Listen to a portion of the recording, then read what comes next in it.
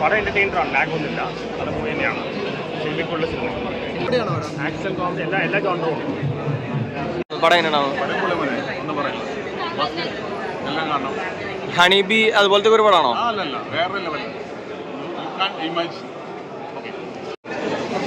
ഇഷ്ടമായി. ലൈക്ക് ഇത് ഒരു സിനിമയ്ക്ക് ഒരു ആക്ടറിൻ്റെ ലൈഫ് പറയുന്ന ഒരു കഥയാണ്. ലൈക്ക് ഒരു ആക്ടറിൻ്റെ ഫോളും ഒരു ആക്ടറിൻ്റെ റിഡംഷനും ഒരു ആക്ടർ എങ്ങനെയായിരിക്കണം, ഓഫ് സെറ്റും എങ്ങനെ ബിഹേവ് ചെയ്യണം, അങ്ങനത്തെ ഒരു ടോട്ടലി സൂപ്പറായിട്ട് ചെയ്തിട്ടുണ്ട്. ഒരു ആക്ടറിൻ്റെ റൈസ് ആൻഡ് ഫോൾ. എങ്ങനെയാണ് ടോവിനോ എങ്ങനെയുണ്ടോ പടത്തിൽ? കണ്ടിരിക്കാം, പക്ഷെ ഒരു ഫുള്ളി സാറ്റിസ്ഫൈഡ് അല്ല, ഒരു ആവറേജ് ഫീൽ.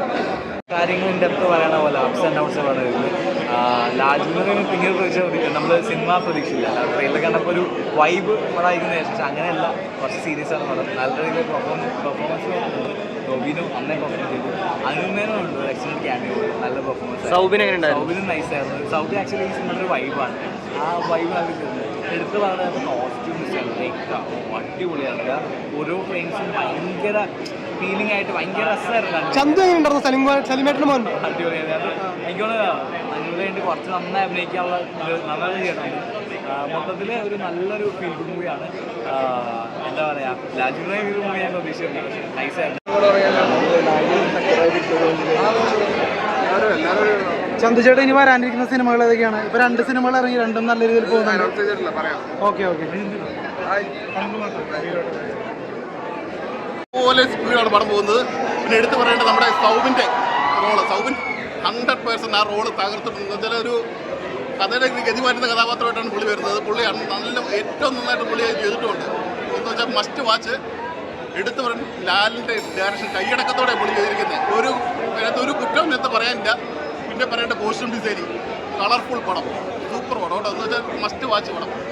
എല്ലാ ക്യാരക്ടറും ഗംഭീര ക്യാരക്ടറാണ്, ഒന്നും പറയാനില്ല. നൈസ് വൈബ് പടമാണ്, ധൈര്യമായിട്ട് കാണാൻ പറ്റും. സൗബിനൊക്കെ വേറെ ലെവൽ, ഒന്നും പറയില്ല. വേറെ ലെവൽ എന്നൊക്കെ വേറെ ലെവൽ പടം. സൂപ്പർ സ്റ്റാർസ്മാർക്കുള്ള ഏറ്റവും വലിയ റോൾ തന്നെ വേണം. പടം വെച്ചാൽ ടോമിനെ കൊണ്ട് മാത്രമേ ഈ റോൾ ചെയ്യാനും പറ്റുള്ളൂ. അതുപോലെ ഗംഭീര രീതിയിൽ ചെയ്ത് വെച്ചിട്ടുണ്ട്.